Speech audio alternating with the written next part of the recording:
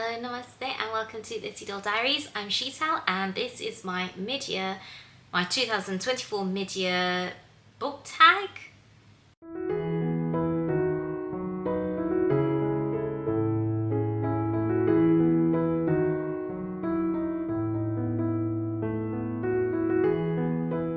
I did want to try and avoid having doubles, but if I'll be completely honest, I don't think I've read enough books to avoid doubles, doubling up on the answers.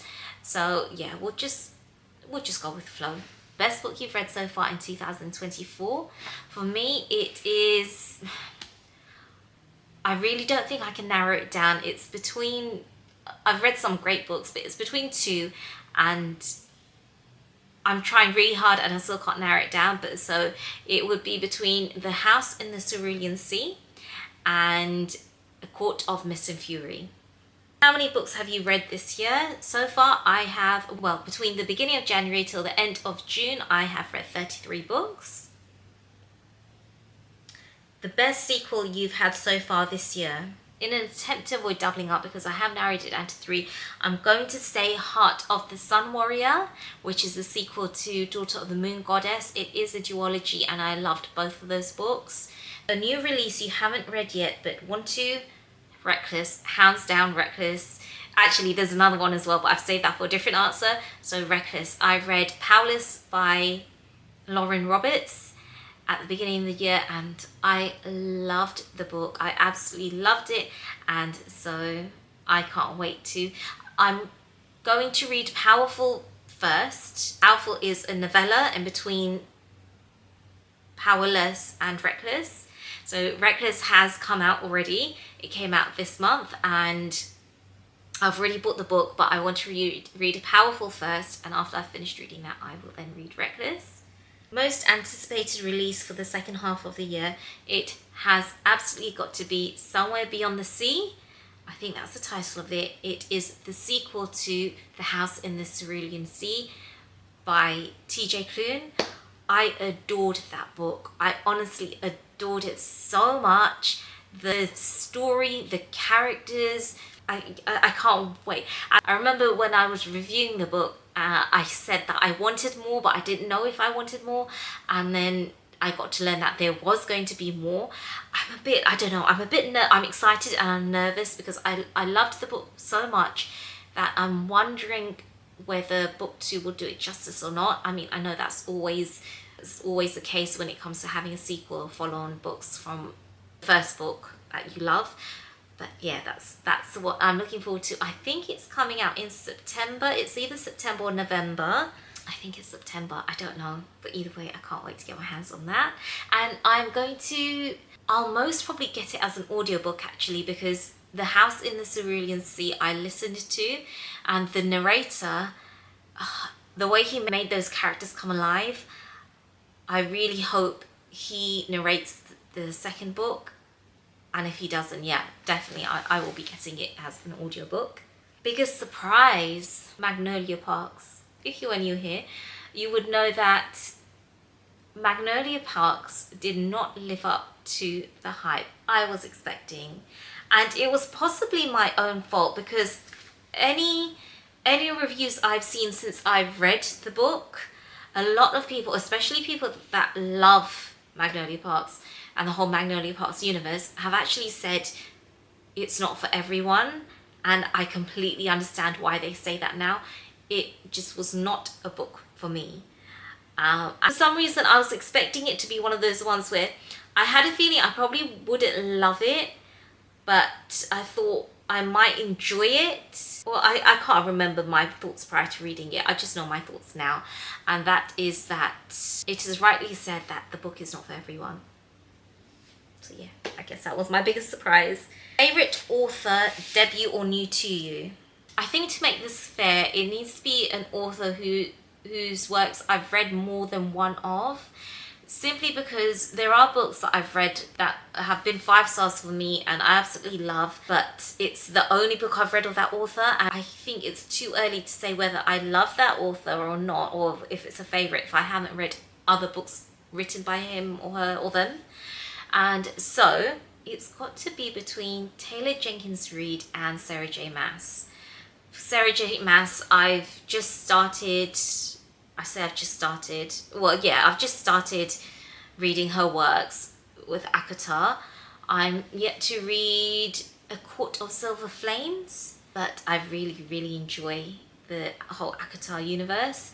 And with Taylor Jenkins Reid, I have read, is it 2 of her books or 3? 2.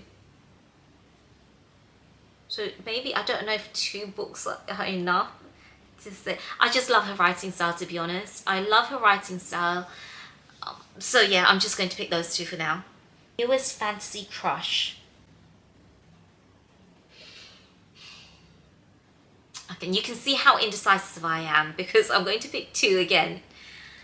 It's definitely got to be between Rhysand from A Court of Mist and Fury and Kai from Powerless. It's difficult to say because Powerless I read all the way in, I can't remember, but near the beginning of the year.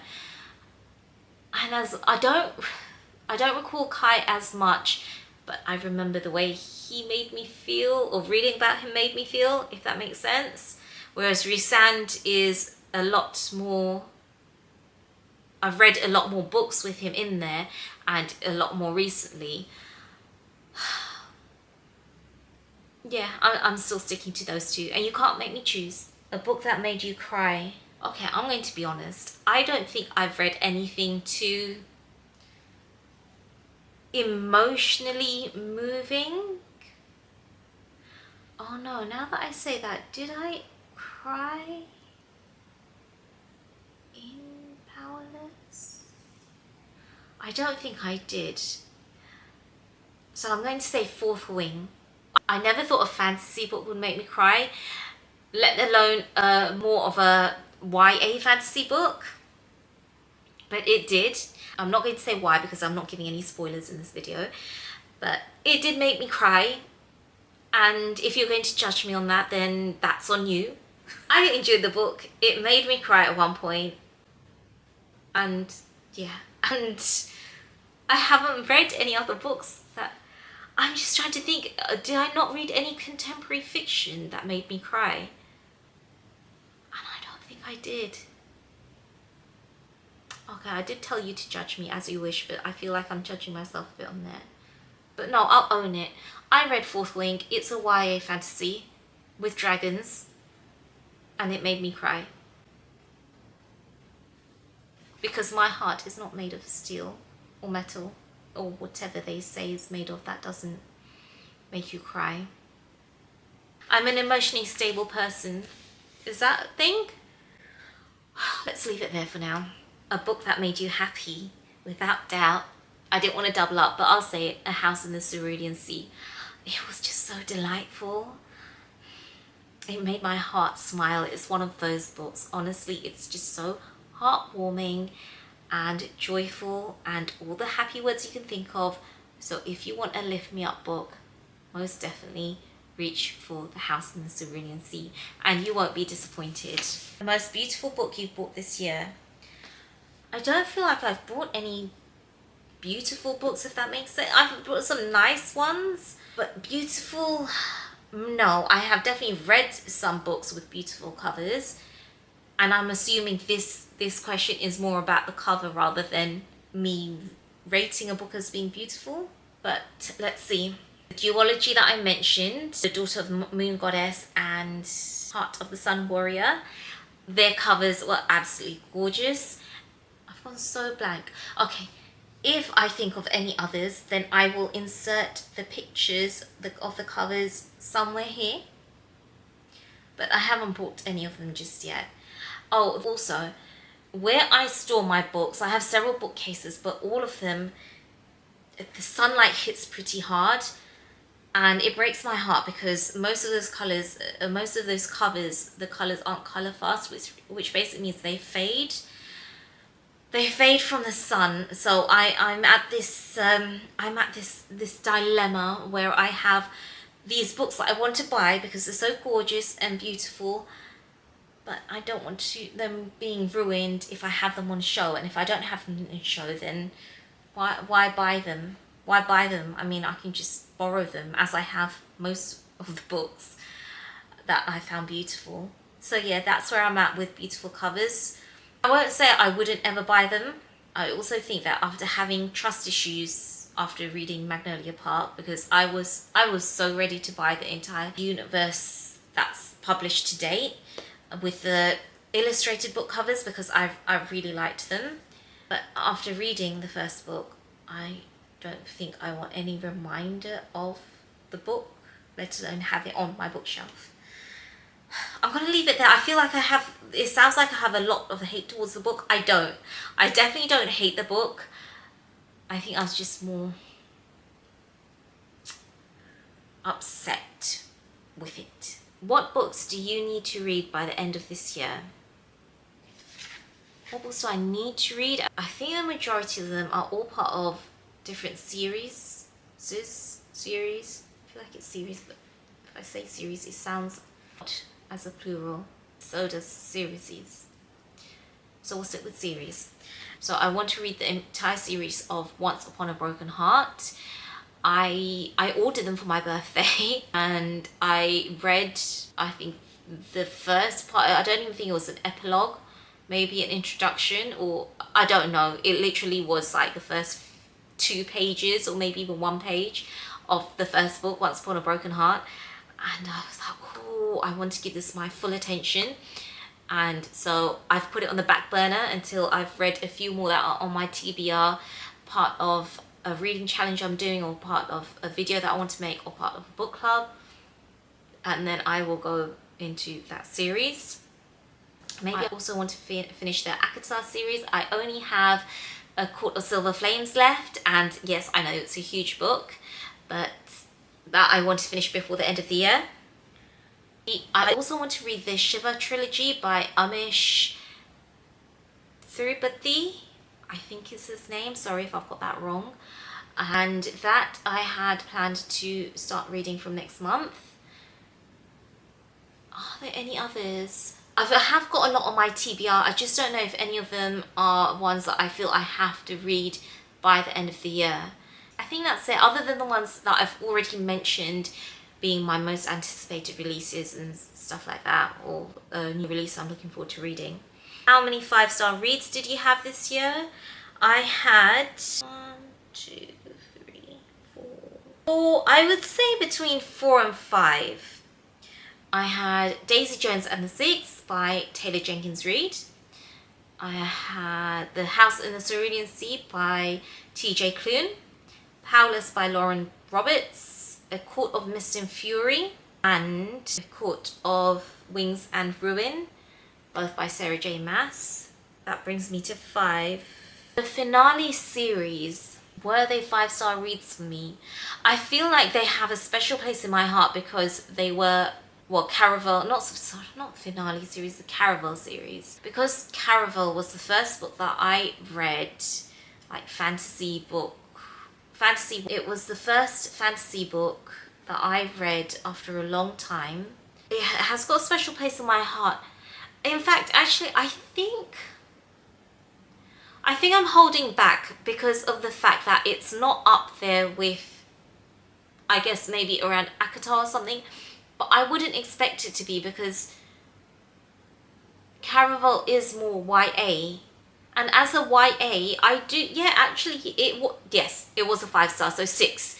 I'm going to put the whole series, the trilogy, in as 1. So I had 6 5-star reads so far this year. What books do you want to reread this year? Generally, I don't reread books unless I haven't read them in a very long time and I've kind of forgotten them. Not forgotten, but forgotten a lot about them and they're not fresh in my mind, or it's got to be a good few years, which it has been for a lot of the books.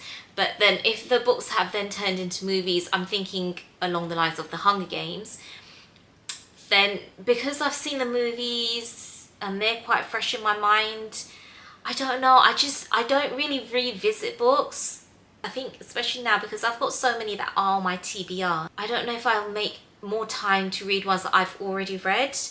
However, there are books that I absolutely love and will at some point definitely reread, but I don't think I've got any on my list. Oh, except for the Harry Potter series. I've not read that in the full series in a very long time. We started reading it to my daughter, was it last year or the year before? When it came to the fourth book, The Goblet of Fire, it got to a point where there was a lot that I didn't remember reading that is not in the movie, because if you don't know, there's a lot that's either left out, like many movie adaptations, there's either a lot that's left out or just could change completely in the Harry Potter series. And there were bits that I'd forgotten, but because me and my hubby, we alternate reading to her, I stopped reading Harry Potter to her because I decided that I wanted to reread that. And no, I'm not a bad mum. It's not that I've stopped reading to her completely. I've just decided to read something different to her whilst her papa continues reading Harry Potter to her. So yeah, I think Harry Potter is the only reread I'm thinking about. And if I do decide to read it this year, it will most likely be in the autumn/winter. A book you enjoyed with mixed reviews. I really enjoyed Ruthless Vows. It was the second to the duology of Letters of Enchantment by Rebecca Ross. I believe it's Rebecca Ross. So the first book, Divine Rivals, I think got a lot more praise and it was just a lot better received. Whereas the second book, there were a lot more mixed reviews. I enjoyed both. In fact, did I prefer the second one? I can't remember now. But I do remember I enjoyed it. So yeah, Ruthless Vows. 5-star predictions for the rest of the year. With this question, I don't know if it means new releases or just books that I want to read that I believe are going to be 5-star. So I'm just going to answer it with the books I'm planning to read, and some of them may be new releases. A Court of Silver Flames. I'm trying to avoid any reviews because I don't want any spoilers for that book. And so I don't know if it's one that has lived up to the previous books in the series. But I'm hoping it does, and that's why I put it as one of my 5-star predictions. Spectacular, which is a Christmas novella, part of the Caraval universe. And I've already mentioned that because it has a special place in my heart. And so I hope this novella lives up to the same magic that I found within the Caraval series. Reckless by Lauren Roberts, which is the sequel to Powerless. Powerless was a 5-star read for me and it just left on a cliffhanger, which again I'm hoping Reckless lives up to and just continues on from there. And Beyond the Sea. Is it called Beyond the Sea? By TJ Klune. Again, it's a sequel. There are a few others. The Wishing Game. I can't remember who that's by, I'm afraid. But I feel like from the synopsis, I think that's going to be a 5-star for me. And I think that's it for now. From what I can think of off the top of my head for my TBRs. Books you've been putting off. I'm looking at it right now. And it is Etherless. It is by, is it Sarah or Sarah Holland? And again, it's part of a duology. The second book is Neverless, Evermore. Evermore makes more sense, doesn't it? I know this isn't the right attitude to have, but I believe it's got less than 4 stars on Goodreads, which is fine because I've read books that I've enjoyed that I have rated as a 3 or 3.5. So that doesn't make much sense as to why I'm putting it off. But I think it's possibly, I haven't heard a lot about it. I don't know what to expect. I don't know what the reason is, but I do want to read it. Just for some reason I've been putting it off. There's also Tress of the Emerald Sea. I want to get into Brandon Sanderson's writing, and because Tress of the Emerald Sea is a standalone, and I also believe it's classed as a novella, but I've got it. And it's not what I class as a novella, but it's because compared to his other books, it's a lot shorter. And I think that's what's intimidating for me, because I have a feeling that if I do like Tress of the Emerald Sea, I might want to read more of his books, and they are big. They're big.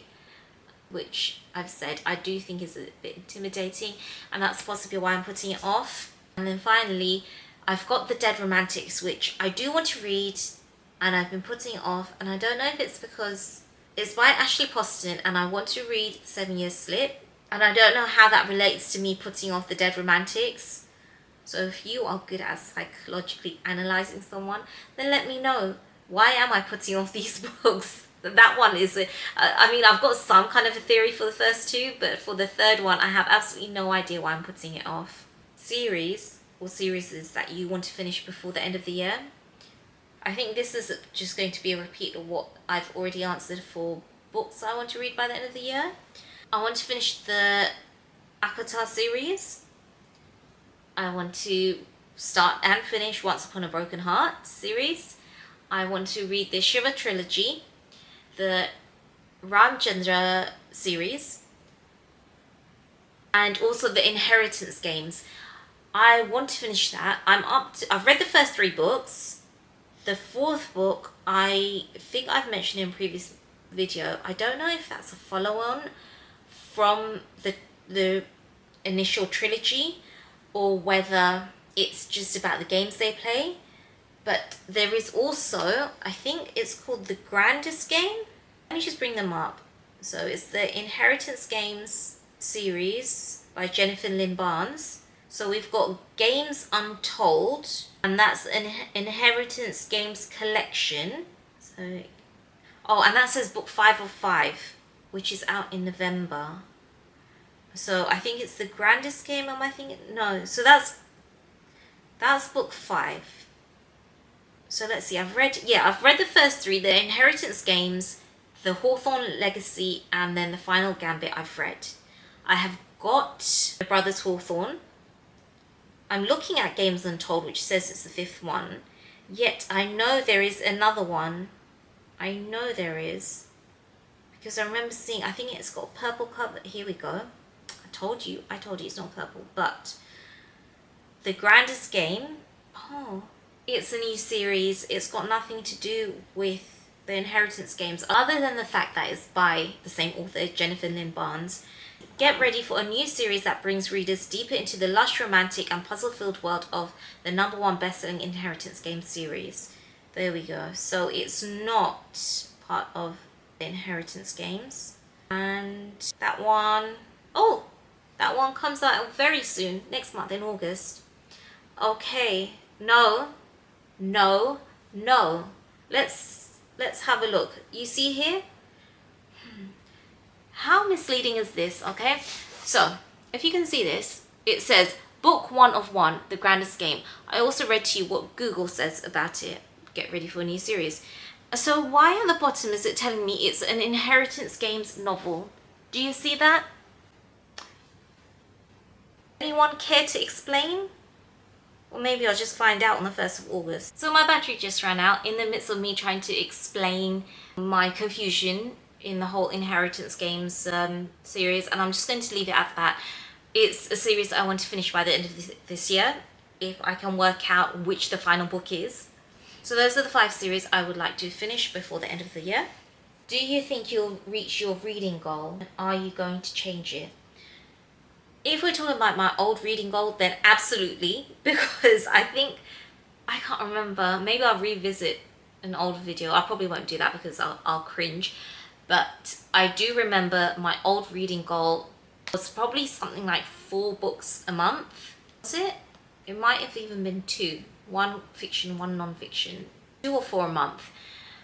And so yes, going by that, I've already read 33 books this year, so I am definitely going to change up my reading goal. I was going to reset it at 7 a month, because for the last 3 months I've managed to read 7 books each month. And I think when I originally calculated it, that would have changed it to 66 books by the end of the year, which I just think is a really random number.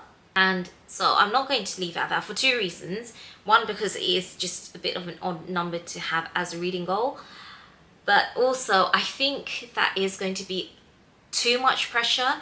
And I do think a bit of pressure is good, at least for me, because it's forcing me to read instead of picking up bad habit. I don't know why I've got my phone actually. My phone isn't a bad habit. I read it on my phone at times, and I definitely listen to books on my phone.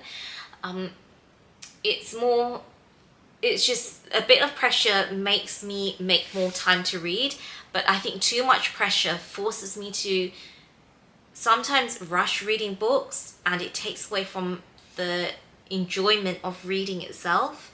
So I don't want to do that to myself. And so yes, I didn't think this through. I am going to redo my reading goal. I just don't know to how many books a month. And I haven't kept up with my non-fiction.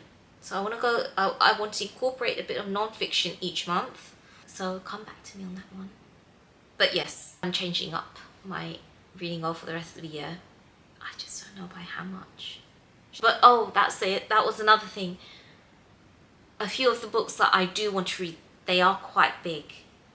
They are quite big. Having said that, I don't know. No, I can't. I was going to say I'll even it out by reading shorter books as well to hit the goal. I don't want to cheat. Also, if I'm reading such big books, I probably won't even have time to fit in smaller ones. Any new goals for the rest of the year? I definitely want to do a few more reading challenges. I do have a few coming up this month and next month. What other goals? Keeping up to date with my reading journal. And I think more outdoor reading and cafe reading, and just changing up where I read. Coffee shop reading, is that a thing? And I want to visit the Waterstones Piccadilly because they have a cafe there. And I want to visit the British Library as well. And there is also something fun I want to implement, but it's going to take a bit more planning, and I'm going to keep that one a surprise for now. Biggest disappointment. I don't know why I feel guilty saying this. Is at the Morisaki bookshop. That one toyed with my heart. And it wasn't entirely the book's fault. I think there was a combination of the title, what I thought I'd read about the book, and the cover itself. I painted a very different picture in my head of what this book was about, or the journey it was going to take me on. I will say the book is written by Satoshi Yagisawa, and I will say that it's still quite vivid in my mind. So that says something about his writing, and it's an international bestseller, this book. This really is just my opinion on it, but it did not deliver the magic and whimsy I was expecting, and that's why I think it was the biggest disappointment. Newest favorite character? That's a difficult one. Maybe if I were to pick one from each genre I've read. Okay, I'll take the easy route. I will give you an answer, but I'm going to take the easy route and say it's a group of characters, and it's the children, or is it all of the characters? But most definitely the children from The House in the Cerulean Sea. I did say I've taken the easy way out, but those children have my whole heart. Every single one of them. Sorry, I have something in my eye, and I think it's an eyelash. I couldn't tell. I don't know. But I'm going to wrap this up anyway, because I think that's all the questions. Did I have any of my own? I did say I was going to have some of my own, and I've just gone blank. But I think that's a long enough mid-year review anyway. Thank you so much for watching. I would love for you to subscribe to the channel to help it grow and be a part of the community. Let me know what you're reading for the summer. Yes, we are starting to get what looks like a bit of a decent summer now, so I'm looking forward to many summer reads. And if you have any recommendations, I would love for you to let me know in the comments below. Thank you so much for watching. Have a lovely day, and I'll see you soon. Bye!